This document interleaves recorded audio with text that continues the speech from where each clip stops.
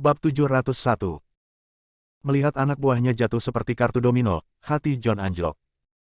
Mengambil teleponnya dengan tangan gemetar, dia mempertimbangkan apakah akan menelepon bos atau tidak. Dia telah gagal dalam misinya, dan dia tidak tahu apakah bosnya akan membunuhnya untuk itu.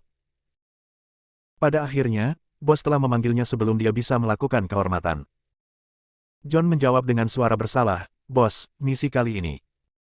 Tanpa diduga, bos tidak menegurnya. Sebagai gantinya, dia memaafkan tindakannya. "Saya tahu segalanya tentang apa yang telah terjadi. Anda bukan orang yang harus disalahkan. Tidak ada yang menyangka bahwa negara bagian Rivermouth akan memiliki jenderal yang kuat seperti Master Williams. Itu dijamin bahwa rencana kami telah gagal ketika ada sosok kuat yang membela Rivermouth. Ini adalah kemunduran besar karena akan menantang bagi kami untuk bergerak di Rivermouth mulai sekarang." John berada di atas bulan ketika dia mendengar ini. "Bos, kamu tidak akan membunuhku." "Tidak, bukan aku." Bos menjawab. Sebenarnya, dia sangat ingin membunuh John, karena kegagalan misi tidak bisa dimaafkan. Namun, dia sangat kekurangan tenaga sekarang, karena sebagian kecil dari bawahannya terbunuh atau memberontak melawannya. John juga dianggap sebagai bawahan yang cakap, jadi dia harus membuatnya tetap hidup dengan cara apapun. John tergagap dengan rasa terima kasih. "Terima kasih, bos. Terima kasih telah menyelamatkan saya." Kemudian, dia berhenti sebentar sebelum berkata, "Ngomong-ngomong, bos, karena Master Williams menjaga Rivermouth sekarang, akan menjadi tantangan untuk melenyapkan Zeke Williams mulai sekarang. Apa perintah saya selanjutnya?" Bos mengumumkan, "Saya telah memerintahkan seseorang untuk melakukan pemeriksaan latar belakang pada Master Williams. Setelah saya berhasil melakukan kontak dengannya, saya pasti akan dapat membujuknya untuk bergabung dengan pihak saya." John sangat senang. Setelah bos menangani Master Williams, kita tidak perlu khawatir tentang Zeke Williams yang sangat sedikit lagi. Setelah menutup telepon, bos menggulir daftar kontaknya dan menemukan nama Dylan Norris. Orang ini adalah Presiden Asosiasi Seni Bela Diri East End, juga magang bos. Panggilan itu berlangsung dengan cepat, dan bosnya menyampaikan, "Dylan, keluargamu adalah satu-satunya pemilik grup Grand Empire. Tawarkan itu kepada Master Williams sebagai dividennya. Itu akan menjadi tiket kami untuk memenangkannya. Selama dia menerimanya, aku akan dapat mengungkap identitasnya." "Ya, bos. Saya akan segera memastikannya," jawab Dylan. Hades diam-diam mengundang Zeke ke Grand Imperial Tea House untuk minum teh. Zeke tampak agak tidak sabar ketika dia bertanya, "Mengapa kalian berdua memanggilku ke sini?" "Ayo, katakan. Aku harus segera menjemput anakku." Hades dan Eclipse tetap tidak tersinggung dengan sikapnya. Lagi pula dia punya hak untuk bertindak seperti itu. Selain itu, Zeke yang lebih santai bagi mereka, semakin berarti dia memperlakukan mereka sebagai teman. Merupakan suatu kehormatan untuk berteman dengan Master Williams. Eclipse menyatakan, "Presiden Asosiasi Seni Bela Diri East End, Dylan Norris, telah mendengar bahwa Anda memiliki beberapa urusan bisnis dengan grup Grand Empire, jadi dia ingin menawarkan ini kepada Anda. Ini adalah kontraknya. Jika Anda tertarik dengan tawaran, Anda harus menandatangani nama Anda dan grup Kerajaan Agung East End akan menjadi milik Anda." Zeke mengangguk. Karena mereka memberiku tawaran yang bagus, tidak sopan jika aku tidak menerimanya." "Tunggu." Hades dengan cepat menghentikan Zeke. "Tuan Williams, saya merasa kontrak ini tidak sesederhana kelihatannya." "Lanjutkan." Zeke mendesak maju. Hades melanjutkan, "Dalam pertempuran kali ini, total keuntungan Asosiasi Seni Bela Diri adalah sekitar 1 miliar. Berdasarkan pemahaman saya tentang Tuan Norris, dia akan memberi Anda paling banyak 1/4 dari dividen, yaitu 200 juta. Namun, Grand Empire Ground bernilai 1 miliar. Melihat bahwa dia memberi Anda semua keuntungan, itu mungkin sebuah pengaturan." Zeke memiliki ekspresi termenung di wajahnya saat dia mengucapkan, "Oh, mau menjelaskan." Hades menarik napas sebelum menjelaskan, "Sekarang semua orang tahu bahwa Tuan Williams mengawasi Rivermouth, tidak ada yang berani membuat masalah. Dengan kata lain, selama Anda tetap di Rivermouth, semua orang akan aman. Tetapi begitu Anda pergi, itu akan menjadi cerita yang sangat berbeda. Yang ingin saya katakan adalah, mereka bisa menggunakan grup Grand Empire sebagai umpan untuk memancing Anda keluar dari Rivermouth. Zeke tersenyum dan menjawab, bahkan jika dia tidak memikatku, aku akan tetap mengunjungi Isten. Ini hanya masalah waktu. Bab 702. Eclipse dan Hades terkejut. Ternyata Master Williams sangat ambisius. Dia telah mengincar Isten cukup lama. Tuan Williams, tolong ikuti saran saya. Isten bukanlah tanah yang mudah untuk ditaklukkan. Hades dengan hati-hati menduga. Tuan Queen adalah orang yang berkuasa atas Isten, dan keluarganya tidak pernah jatuh, bahkan selama lebih dari ratusan tahun, yang menunjukkan betapa kuatnya fondasi mereka. Selain itu, Tuan Queen sendiri adalah penguasa paling kuat kedua di Rasia, artinya dia beberapa peringkat lebih tinggi darimu. Dia sangat kuat, dan bukan seseorang yang bisa dianggap enteng. Zeke sedikit marah ketika dia mendengar ini. Oh, peringkatnya lebih tinggi dariku. Semakin banyak alasan bagiku untuk pergi ke sana dan bertemu dengannya. Eclipse dan Hades sama-sama terdiam. Mereka hanya akan membuang-buang napas, mencoba memperingatkannya. Di sebuah lokasi konstruksi di Isten, para pekerja garis depan bekerja lembur di bawah terik matahari. Ini adalah proyek kolaborasi antara Linton Group dan Grand Empire Group, dan para pekerja ini dikirim oleh Linton Group. Di kantor berase di lokasi konstruksi, Franklin Jackman dan seorang pria botak duduk santai sambil menikmati udara sejuk sambil menyeruput es teh lemon. Franklin dan pria botak itu adalah supervisor yang dikirim oleh Grand Empire Group. Meskipun Franklin telah dikeluarkan dari Asosiasi Seni Bela Diri, dia masih diizinkan untuk mempertahankan posisinya di grup kerajaan besar. Dia memperhatikan para pekerja di lokasi konstruksi dengan ekspresi mencemooh. Sekelompok rakyat jelata. Kalian semua pantas mati, bekerja untuk Linton Group. Jika saya bisa berhasil membentuk kolaborasi antara Linton Group dan Grand Empire Group, maka saya pasti bisa menghancurkannya. Kemudian, dia menatap pria botak itu. Kev, kakiku mati rasa karena duduk terlalu lama. Bisakah kita bangun dan bergerak sebentar? Bahkan sekarang, Franklin tidak menyadari fakta bahwa grup Grand Empire adalah milik Zeke. Pria botak yang duduk di hadapannya, Kevin Stewart, tersenyum dan bertanya, Frank, ini ketujuh kalinya kamu menghentikan konstruksi. Seberapa besar kamu membenci Linton Group? Franklin menggertakkan giginya dan bergumam, bayangkan seseorang mencuri istrimu, itulah betapa aku membenci mereka. Apakah kamu masih berpikir aku berlebihan dengan menghentikan konstruksi? Ya, jika itu masalahnya, bahkan eksekusi tidak akan terlalu banyak, jawab Kevin. Ayo pergi dan regangkan kaki kita sebentar. Keduanya menuju ke lokasi konstruksi, dan Franklin menendang dinding yang baru saja mulai dibangun oleh para pekerja. Persetan. Pekerjaan konstruksi menyebalkan macam apa ini? Itu hancur hanya dengan tendangan. Hancurkan batu bata dan bangun kembali. Wajah para pekerja memucat karena marah. Ini adalah ketujuh kalinya pengawas dari grup Grand Empire meminta mereka untuk menghancurkan dan membangun kembali. Meskipun mereka telah bekerja lembur selama rentang 3 hari terakhir, melakukannya dari siang hingga malam, konstruksi proyek hampir tidak membuat kemajuan. Ketua tim itu P** dan berargumen, Pak Jackman, tembok ini baru saja dibangun, dan semennya bahkan belum mengering. Jadi, tentu saja, akan runtuh dengan satu tendangan. Tamparan. Tanpa diduga, Franklin menamparkan pemimpin tim tanpa ragu-ragu. Brengsek. Beraninya kau membantahku. Kalau aku bilang kualitasnya tidak sesuai standar, maka itu tidak memenuhi standar. Jika tidak setuju, keluar dari lokasi konstruksi. Sekarang, hancurkan dan bangun kembali. Ketika saya kembali setelah setengah jam, saya harap saya tidak perlu melihat konstruksi setengah-setengah seperti ini lagi. Setelah itu, Franklin dan Kevin berjalan pergi sambil tertawa. Para pekerja dengan cepat membantu pemimpin mereka berdiri. Tuan, apakah Anda baik-baik saja? Pemimpin meludahkan gigi dan beberapa darah. Franklin adalah seorang seniman bela diri. Kekuatan tamparan backhandnya begitu besar hingga dia mematahkan salah satu gigi pemimpinnya.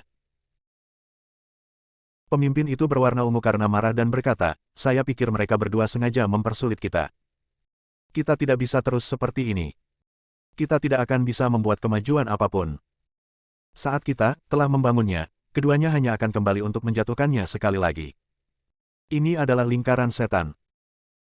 Dia mengerutkan kening dan bergumam, kita tidak punya pilihan. Kita harus menelepon Madam Hinton. "Iya, Pak." Salah satu pekerja segera mengeluarkan ponselnya dan menghubungi Lacey. Ketika Lacey menerima telepon dari para pekerjanya, pelipisnya mulai berdenyut, dengan timbulnya sakit kepala. Kolaborasi mereka dengan grup Grand Empire adalah langkah pertama mereka untuk berkembang di luar Rivermouth, jadi dia menangani proyek ini dengan sangat serius. Oleh karena itu, dia telah mengirim tim paling elitnya untuk bertanggung jawab atas konstruksi. Namun, Franklin telah menolak pekerjaan konstruksi mereka sebanyak 7 kali, bahkan sampai memukul salah satu pekerjanya. Franklin sendiri juga memanggilnya sebelumnya, menggunakan posisinya sebagai supervisor dari grup Grand Empire untuk mengancamnya. Dia berargumen, mengumumkan bahwa jika kualitas pekerjaan mereka terus di bawah standar, dia akan mengakhiri kontrak dengan Linton Group, atas nama grup Grand Empire, dan Linton harus membayar ganti rugi yang dilikuidasi. Bab 703. Lacey tahu bahwa Franklin sengaja mencari-cari kesalahan padanya karena dia telah menolak rayuan sebelumnya. Dia menghela nafas. Apa yang harus saya lakukan sekarang? Hampir sama tidak sadarnya dengan Franklin, Lacey tidak tahu bahwa Grand Empire Group adalah milik Zeke. Lacey memiliki banyak hal di piringnya sekarang, yang menyebabkan dia sering melewatkan makan. Karena itu, Zeke tidak tahan untuk memberitahunya tentang hal itu agar tidak menambah beban kerjanya. Saat itu, Zeke memasuki ruangan dengan nampan makanan. "Lacey, aku membawakan makanan dari restoran berbintang Michelin. Kamu harus makan sesuatu sebelum bekerja." Pesta yang telah dia persiapkan tampaknya tidak merangsang nafsu makan Lacey dan dia menghela nafas pelan. "Zeke, aku tidak punya nafsu makan. Kamu memakannya." Zeke mengerutkan kening dan bertanya, "Lacey, ada apa? Kenapa kamu marah?" Lacey memberitahu Zeke tentang masalah ini dengan Franklin. Ketika dia selesai, Zeke mencibir dengan jijik. "Aku telah menyelamatkannya sebelumnya, tetapi dia sepertinya tidak tahu kapan harus berhenti." Tiba-tiba, ponsel Lacey berdering. Itu Franklin. Dia mengenakan senyum mesum di wajahnya, di ujung lain telepon, ketika dia bertanya, "Lacey, apakah kamu sudah makan? Jika belum, datanglah ke grup Grand Empire. Aku akan mentraktirmu makan malam. Makan besar. Saya sudah check-in." Maksud saya sudah memesan makanan. Jangan salah, saya tidak punya niat lain. Saya hanya ingin membahas kualitas di bawah standar pekerjaan konstruksi. Saya jamin itu akan berlalu setelah Anda datang. Wajah Zeke menjadi gelap dan dia mengambil teleponnya dari tangannya, melengkungkan bibirnya saat dia memperingatkan, "Franklin, aku memberimu satu kesempatan terakhir. Minta maaf, dan aku akan memaafkanmu." Persetan. Franklin mengutuk dan menutup telepon. Zeke menarik napas dalam-dalam. Dia juga benar-benar kehilangan nafsu makan. Dia bangkit dan mengumumkan, "Lacey, aku akan pergi ke grup Grand Empire sebentar. Jadilah gadis yang baik dan makanlah, oke? Jangan khawatir, aku akan menyelesaikan masalah ini." Lacey mengangguk. "Oke. Jangan menimbulkan pertengkaran." Zeke mengendarai santananya dan melaju kencang sampai ke Grand Empire Group. Sepanjang jalan, dia memanggil wakil presiden grup Grand Empire. "Saya akan menjabat hari ini. Siapkan apapun yang diperlukan." Wakil presiden, yang kebetulan cantik, bergegas keluar dari kantor setelah telepon. Tidak peduli dengan citranya, dia berteriak seperti orang gila, "Semuanya, tunda semua pekerjaanmu. Bos baru kita akan segera menjabat, jadi kita harus berdiri di pintu masuk dan menyambutnya." Ini dia pertama kali dia datang ke perusahaan, jadi mari kita lakukan dengan benar dan buat kesan pertama yang baik. Dalam waktu kurang dari 10 menit, hampir 100 karyawan berkumpul di pintu masuk. Mereka berdiri berbaris dua di setiap sisi saat mereka menyambut bos baru mereka. Franklin dan Kevin juga bergegas kembali dari lokasi konstruksi untuk menyambut bos baru mereka. Mereka telah mendengar berita tentang asosiasi seni bela diri yang memberikan grup kerajaan besar kepada Master Williams yang terkenal. Ini adalah pertama kalinya Master Williams datang ke grup Grand Empire. Mereka akan meminta permintaan kematian jika mereka mengabaikan kedatangannya.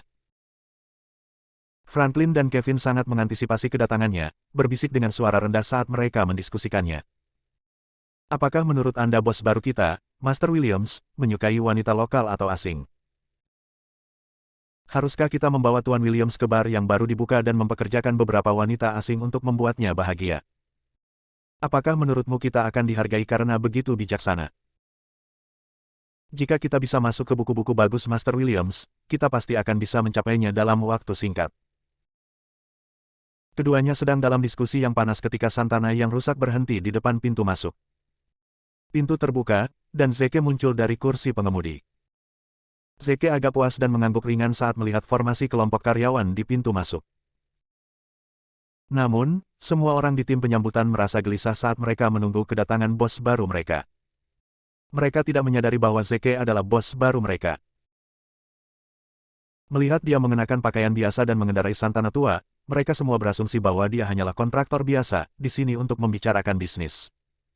Kerumunan segera mulai memprotes. Bab 704. Pindahkan mobilmu. Jangan ganggu kami untuk menyambut bos baru kami. Pindahkan mobil Anda sejauh mungkin. Jangan menodai citra perusahaan kami. Zeke mengabaikan kerumunan itu dan berbalik sedikit ke arah mobilnya, mendesak, "Ayo keluar." Beberapa pekerja migran turun dari mobil. Mereka adalah orang-orang yang telah dipukuli oleh Franklin di lokasi konstruksi. Zeke bertanya kepada pemimpin tim, "Katakan, siapa yang menyerangmu?" Pemimpin tim dengan hati-hati menunjuk ke arah Franklin. Zeke menatap Franklin dengan rasa dingin yang merembes dari matanya. "Franklin, sepertinya pelajaran sebelumnya yang aku ajarkan padamu tidak cukup. Kamu masih berani menyentuh orang-orangku. Sekarang, kamu akan berlutut dan memohon pengampunan mereka." Kemudian, dia berbicara kepada orang banyak, mengatakan, Grand Empire Group perlu bertanggung jawab karena membiarkan karyawan mereka menyalahgunakan kekuasaan mereka. Jadi, tunduk dan minta maaf. Franklin mendengus dengan tawa. Orang ini tidak hanya sombong, tetapi juga bodoh. Sudah cukup buruk bahwa dia ingin aku berlutut dan meminta maaf, tetapi sekarang dia ingin seluruh grup Grand Empire untuk meminta maaf kepada beberapa pekerja migran juga. Apakah dia berpikir bahwa dia adalah bos baru dari grup Grand Empire atau semacamnya? Haha. Kamu agak penuh dengan dirimu sendiri, ya. Franklin menyindir dengan acuh tak acuh. Jangan lupa bahwa kitalah yang bertanggung jawab atas kolaborasi proyek ini. Kamu bukan siapa-siapa di hadapan grup Grand Empire. Jadi, apakah masuk akal bagi kami untuk membungkuk dan meminta maaf kepadamu? Wakil Presiden yang cantik mengerutkan kening di antara alisnya. Franklin, siapa dia? Apa yang sedang terjadi? Franklin mengejek dan menjelaskan, dia hanya seorang penjual kecil dari Linton Group, tetapi bos mereka menjadikannya sebagai mainan anak laki-lakinya. Tim konstruksi yang dikirim oleh Linton Group gagal dalam pemeriksaan. Saya menyuruh mereka untuk menghancurkan dan membangun kembali, tetapi mereka menjadi marah, bahkan sejauh berbicara kembali kepada saya, jadi saya memberi mereka pelajaran kecil. Terlepas dari apa yang terjadi, Anda masih bersalah karena menyerang mereka, tegur Wakil Presiden. Kemudian, kerutan di dahinya semakin dalam. Lupakan saja. Saya tidak punya waktu untuk menyelidiki masalah ini, jadi saya akan memberi Anda waktu 3 menit untuk memperbaikinya. Jangan menghalangi kami untuk menyambut Tuan Williams. Franklin mengangguk cepat. Anda dapat yakin, saya akan memperbaikinya dalam 1 menit. Saat itu, supervisor lainnya, Kevin, berseru kaget, Zeke Williams. Kamu Zeke Williams yang bersekolah di Oak City High, kan? Zeke terkejut saat dia bertemu dengan tatapan pria itu. Satu pandangan saja sudah cukup bagi Zeke untuk mengenalinya. Bukankah ini dekan dari sekolah menengah, Kevin Stewart? Melihat Kevin, Zeke tidak bisa tidak memikirkan kakak kembarnya, Zah.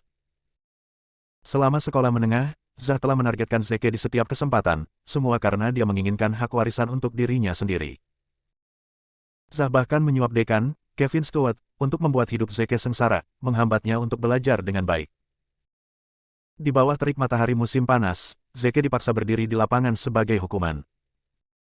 Itu sama selama hari-hari musim dingin, juga ketika angin menderu dan hujan turun.